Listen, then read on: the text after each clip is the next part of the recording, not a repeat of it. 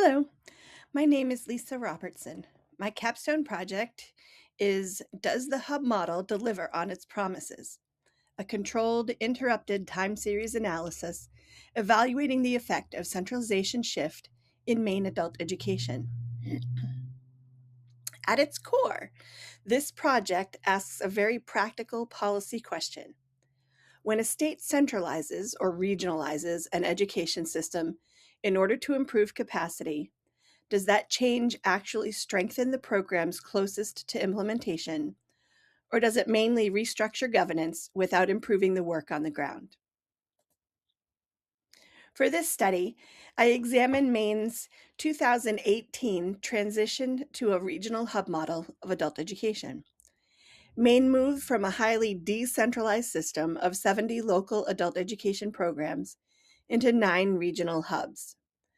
The purpose of the study is to determine whether that governance shift strengthened subnational capacity, especially administrative and technical capacity, or whether it simply reorganized the system. That question matters because adult education is not simply a course catalog or a set of local classes. Adult education is part of the workforce development system, the K-12 adjacent education system, and the broader safety net for adults who need language instruction, high school completion, college transition support, and employment preparation. The setting for this study is Maine adult education under the Adult Education and Family Literacy Act, or AEFLA, which is Title II of the Workforce Innovation and Opportunity Act. AEFLA establishes federal priorities and accountability expectations, while states administer funding and oversight, and local providers implement the programming. This is a classic example of cooperative federalism. Authority is shared, but responsibility is not always evenly distributed. Historically, Maine adult education operated through more than 70 local programs, many of them housed within K-12 school districts. This local structure gave programs strong community connections and local responsiveness, but it also created variation in staffing, resources, compliance capacity, and access to technical support. The hub model was intended to address that unevenness by creating regional structures and support and coordination. The logic of the reform was that regionalization could strengthen under-resourced programs, improve consistency, maximize assets, and promote collaboration instead of competition. So the problem my study addresses is this. It is not known whether Maine's transition to a regional hub model meaningfully strengthened subnational capacity, particularly administrative and technical capacity, or whether it primarily shifted governance without improving the ability of local programs to implement federal adult education policy effectively. The literature behind this project is built around a central tension. Centralization can improve coordination, consistency, and equity, especially when local capacity is uneven. But centralization can also increase administrative burden, reduce local discretion, and weaken responsiveness to community needs. In other words, centralization is not automatically good or bad. It depends on what kind of capacity is being measured, at what level of governance, and in what institutional context. The theoretical framework draws first on federalism. In American education policy, authority is not held entirely by the federal government, the state, or local providers. Instead, these levels overlap. Wright's overlapping authority model is useful here because adult education under WIOA and AEFLA requires federal priorities, state structures, regional coordination, and local delivery all to work together. The study also draws on centralization theory. Centralization does not only mean that the state takes over direct service delivery. It could mean that oversight, reporting, coordination, and control over resources becomes more centralized, while local providers remain responsible for implementation. The conceptual framework is organizational capacity. I focus on two dimensions of that, administrative and technical capacity. Finally, I use subsidiarity as an ethical and evaluative lens. Subsidiarity does not simply mean local control. It means that decisions should be made at the lowest level capable of addressing the issue effectively, while higher levels provide support when local capacity is insufficient. The theoretical contribution of this project is modest but important. It contributes to the literature by examining a state-level regionalization reform in adult education, a sector that is underrepresented in centralization and capacity research. The central research question is, to what extent has Maine's adult education hub model implemented in 2018 produced measurable changes in subnational capacity over time, particularly in relation to the administrative and technical capacity required to implement WIOA Title II policy? I break that larger question into three sub-questions. First, how did the reform affect the administrative capacity of local adult education programs? Second, how did the reform affect the technical capacity of local adult education programs? And third, how, if at all, did the reform affect local responsiveness and subsidiarity in practice? The first two sub-questions are quantitative because they involve measurable changes in administrative and technical capacity over time. The third is qualitative because local responsiveness and subsidiarity involve experience, judgment, and context that cannot be fully captured through staffing or reporting data alone. The quantitative portion of the study is guided by two sets of hypotheses. The first null hypothesis is that Maine's hub centralization reform had no statistically significant effect on the administrative capacity of local adult education programs. The alternative hypothesis is that the reform did have a statistically significant effect. The second null hypothesis is that the reform had no statistically significant effect on the technical capacity. The corresponding alternative hypothesis is that it did have a statistically significant effect. The independent variable is Maine's 2018 centralization reform, specifically the transition to the regional hub model. In the quantitative analysis, this is operationalized as a time-based policy intervention. Years before fiscal year 2018 will be coded as pre-intervention, and the years beginning with fiscal year 2018 are coded as post-intervention. In the interrupted time series model, 2018 is the interruption point. The dependent variable is implementation capacity at the local adult education program level. Because implementation capacity is broad and not directly observable as a single variable, I operationalize it through two measurable dimensions: administrative capacity and technical capacity. The study uses a mixed methods quasi-experimental design centered on controlled interrupted time series analysis. This design is appropriate because the reform occurred at a clearly identifiable point in time, but it was not randomly assigned. Maine implemented the hub model system-wide, so a true experiment is not possible. Interrupted time series analysis allows me to examine whether there was a change in level, trend, or both after the 2018 intervention. The pre-intervention period establishes the baseline trend.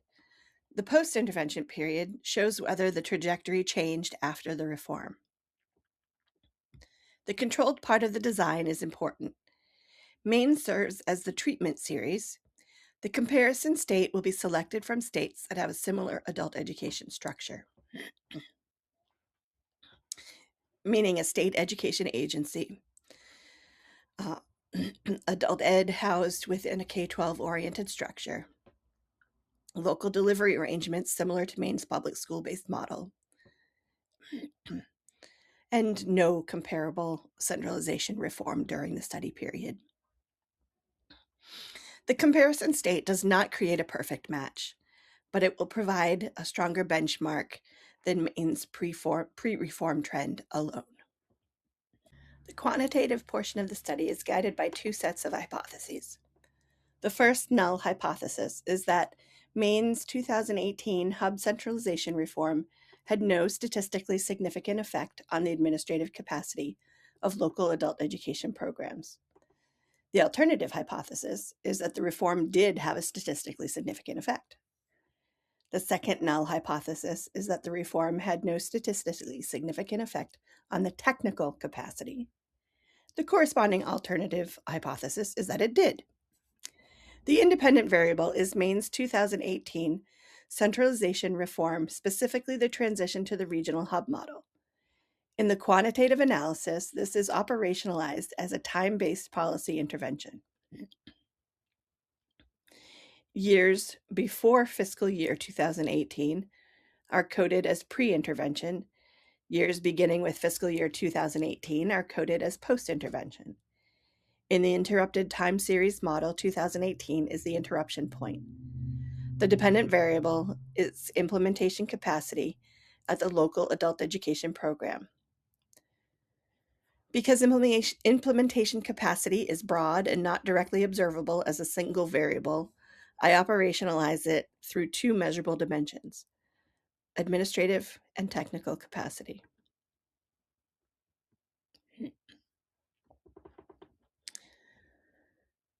The study uses a mixed methods quasi-experimental design centered on controlled interrupted time series analysis. This design is appropriate because the reform occurred at a clearly identifiable point in time, but it was not randomly assigned. Maine implemented the hub model statewide, so a true experiment is not possible. Interrupted time series analysis allows me to examine whether there was a change in level, trend, or both after the 2000 intervention. The pre-intervention period establishes the baseline trend. The post-intervention period shows whether the trajectory changed after the reform. The controlled part of the design is important. Maine serves as the treatment series. The comparison state will be selected from states that have similar adult education structure, meaning state education agency administration, adult education housed within a K-12 structure, local delivery arrangements similar to Maine's public school-based model, and no comparable centralization reform during the study period. The comparison state does not create a perfect match, but it provides a stronger benchmark than Maine's pre-reform trend alone. The quantitative unit of analysis is the local adult education program year. That means each observation represents one adult education program in one fiscal year. This structure allows the study to examine changes within local programs over time while keeping the local program as the key organizational unit. The quantitative population includes Maine local adult education programs with administrative and staffing data across the study period from NRS, as well as comparable local programs in the selected comparison state. Because of the number of Maine adult education programs is limited and the intervention is statewide, the study will use all of the available NRS records rather than a randomly drawn sample. For the qualitative portion, the study will use deliberate sampling to recruit adult education leaders and practitioners with experience before and after the hub reform. Semi-structured interviews will explore how the reform affected coordination, administrative responsibilities, access to support, instructional infrastructure, local discretion, and responsiveness to community needs. The quantitative analysis will use a controlled interrupted time series analysis with segmented regression. Separate models will be estimated for administrative capacity indicators and technical capacity indicators. Each model will estimate the pre-intervention trend, the immediate post-intervention change in level, and the post-intervention change in slope. The central quantitative question is whether Maine's post-2018 trajectory differs meaningfully from both Maine's own pre-reform trajectory and the contemporaneous trajectory of the comparison state. This helps strengthen the counterfactual and reduce the risk of attributing broader trends to the hub reform. The qualitative analysis will use thematic analysis of interview scripts. Codes will likely include administrative burden, technical assistance, access to shared resources, data reporting, instructional capacity, local discretion, regional collaboration, and local responsiveness. After the quantitative and qualitative analyses are complete, the findings will be integrated. The quantitative results will show whether measurable capacity indicators changed. The qualitative findings will help explain what those changes meant in practice. One strength of this design is its fit with the policy problem. The intervention happened at a known point in time, and the study uses repeated observations before and after that intervention. That makes interrupted time series a strong design choice. A second strength is the use of a comparison state, which improves the counterfactual and helps account for broader trends. A third strength is the mixed method structure, which allows the study to connect measurable patterns with the lived experience of implementation. The first weakness is that the design is quasi-experimental, so it cannot prove causality with any certainty of a randomized experiment. I do address this by using a controlled design, examining pre-reform trends, conducting diagnostics, and interpreting findings carefully. The second weakness is measurement. Capacity is complex and cannot be captured perfectly by any single indicator. I address this by using multiple observable indicators and by supplementing administrative data with interviews. A third weakness is the COVID period. The pandemic disrupted adult education nationally and could distort post-2018 trends. I address this by modeling the COVID years separately rather than treating them as ordinary continuation years. The fourth weakness is that no comparison state will be perfectly identical to Maine. I address this through a structured screening process and by qualifying the generalizability of the findings. The generalizability of this study is intentionally limited. This project examines a specific governance reform in one state adult education system. It is not designed to produce broad statistical claims about all centralization reforms in all states. Its value lies in careful contextualized analysis of a real governance change. That said, the study may offer analytic transferability to other adult education systems or grant-in-aid contexts where policymakers are also trying to balance central coordination with local responsiveness. The theoretical contribution is that the study helps clarify how centralization may affect different dimensions of subnational capacity. It tests whether administrative and technical capacity move together or whether centralization creates uneven effects. It also brings subsidiarity into an empirical education policy study by asking whether authority and support were aligned at the right level of governance. The practical implications are straightforward. If the hub model strengthened administrative and technical capacity, then Maine and other states may have evidence that regional coordination can help address uneven capacity while supporting local implementation. That would provide support for continued investment in hub structures, shared services, data systems, technical assistance, and regional collaboration. If the study finds mixed results, that may be even more useful. For example, the hub model may have improved reporting, support, or coordination while leaving instructional capacity unchanged. Or it may have strengthened regional systems while increasing burden at the local level. Those findings could help policymakers refine the model rather than simply defend it or abandoning it. If the study finds that capacity weakens, the findings would raise important questions about whether the governance structure needs adjustment, especially if centralization reduced local responsiveness without providing sufficient support in return. In all cases, the findings will matter because adult learners are affected by how well systems are organized. The policy question is not simply whether the system is cleaner on paper. The question is whether the system gives local programs the capacity to serve adults effectively. To conclude, this study asks whether the Maine's hub model has delivered on its promises. The reform was designed to improve consistency, strengthen support, meet federal requirements, maximize shared resources, and promote collaboration. Those goals are important, but good intentions are not the same as evidence.